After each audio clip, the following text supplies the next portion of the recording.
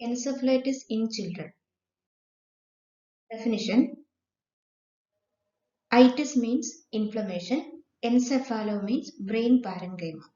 It is defined as the inflammatory process of the central nervous system with the dysfunction of the brain. There is inflammation and dysfunction of the brain, then there is encephalitis. In most patients, both brain and meninges are involved together, resulting in a term called meningoencephalitis. Meningoencephalitis means meningitis plus encephalitis. Mostly it is caused by viruses, but sometimes other microorganisms as well. Encephalopathy implies cerebral dysfunction due to non-infectious causes like toxins, poisons, endocrinal, autoimmune disorders, etc. Here there is no inflammatory process, but it mimics encephalitis.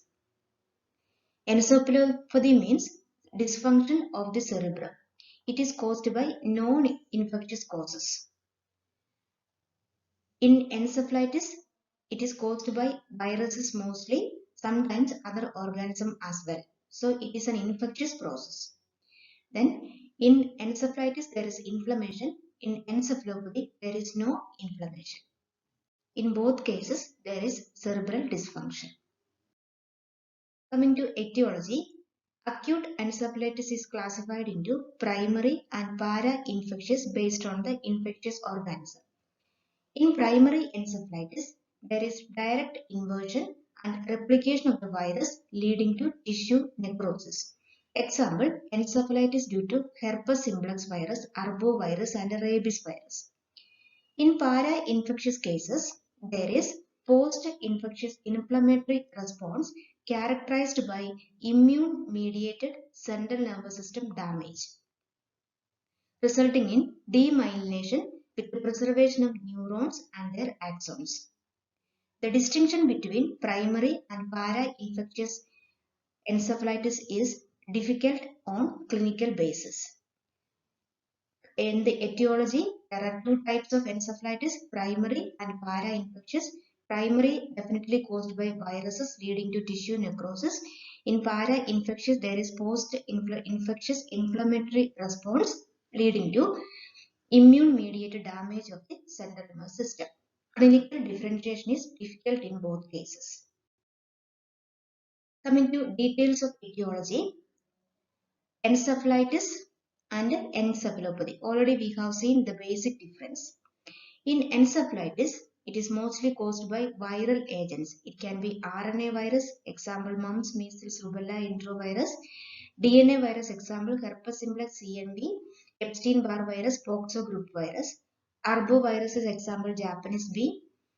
HIV, rabies, chronic choriomeningitis virus, dengue, slow virus infection and prions. Then it can also be caused by, mostly it is caused by virus, but it can also be caused by other microorganisms like bacteria, fungi, spirochetes and parasites. The encephalopathy is caused by hypoxia, metabolic reasons, fluid electrolyte imbalances, toxic or metal poisoning, like insecticide, substance abuse, alcohol. It can also be caused by malignancy and mitochondrial disorders. Coming to pathology. Pathological changes are non-specific in encephalitis except herpes simplex encephalitis and rabies, where there is specific inclusion or specific changes. Then the gross examination of the brain shows diffuse cerebral edema, congestion and hemorrhages. This is the only pathophysiological changes that is visible in most cases of encephalitis except herpes simplex and rabies encephalitis. Then microscopically, there may be perivascular puffing with the lymphocytes and neutrophils. Accumulation of lymphocytes and neutrophils around the vascular or blood vessels of the brain. Also, there may be neuronal damage which shows necrosis and degeneration associated with the neurophagocytosis. Coming to clinical features in encephalitis. We have told in the definition, encephalitis is a cerebral dysfunction. So, the features of cerebral dysfunction will be more evident in encephalitis compared to meningitis. The clinical features are variable. The onset is usually sudden. The child will have general features like high fever, headache, vomiting, mental confusion, irritability, apathy, and loss of consciousness, seizures. These features are similar to that of meningitis. Then the features of increased intracranial pressure will be more evident in encephalitis compared to meningitis, and it includes hyperventilation, cardiorespiratory insufficiency, and desaturation.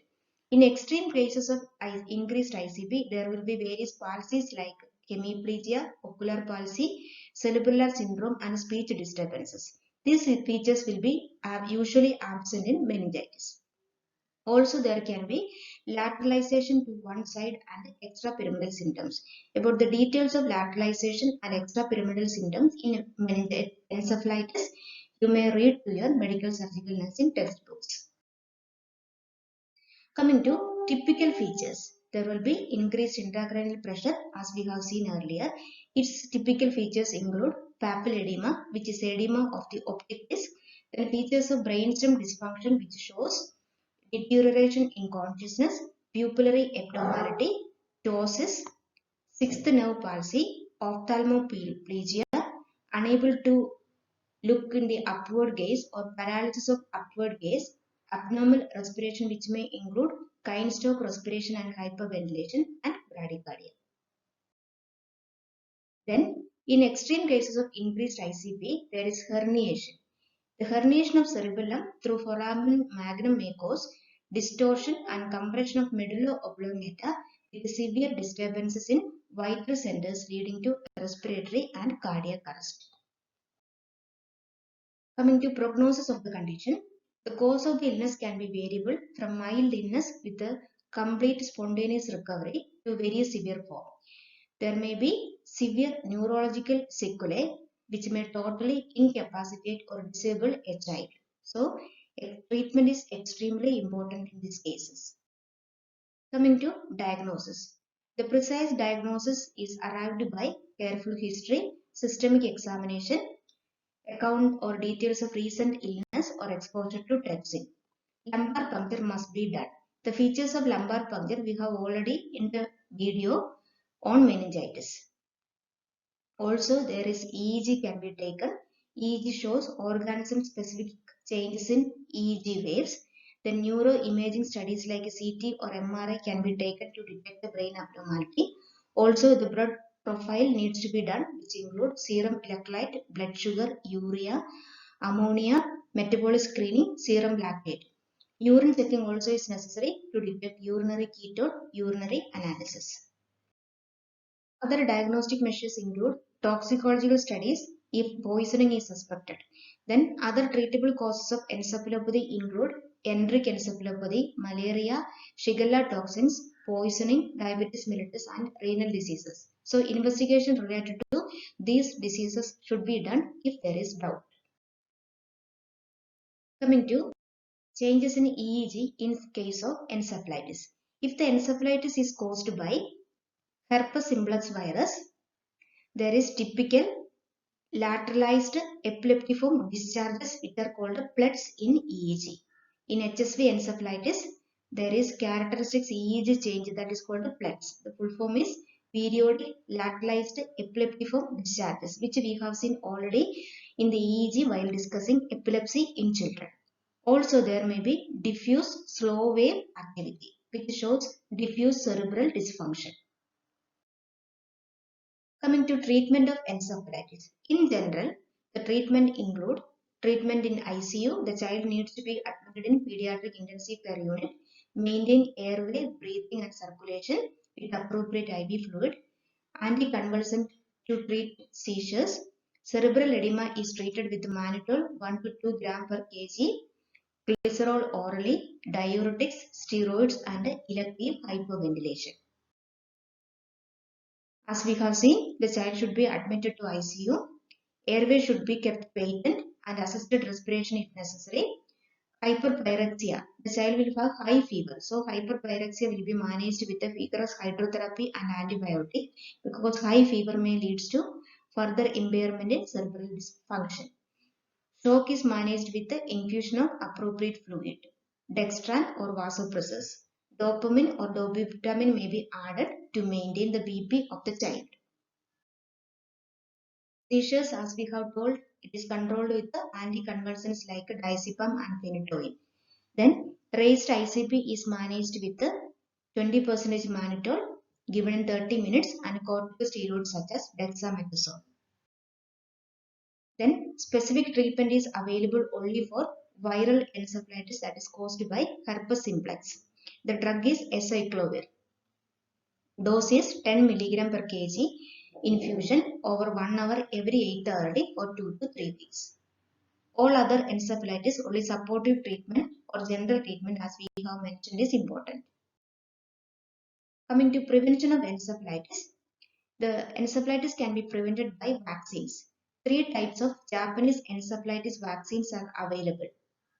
It include mouse brain derived inactivated vaccine, cell culture derived inactivated vaccine, and cell culture derived live attenuated vaccine. Also, mumps, measles, polio, and varicella are prevented by appropriate vaccine. The prevention also include control of insect vectors and adequate personal protection. This is in short about encephalitis in children. This is mostly asked in the examination as differentiate between encephalitis and meningitis. Thank you for watching.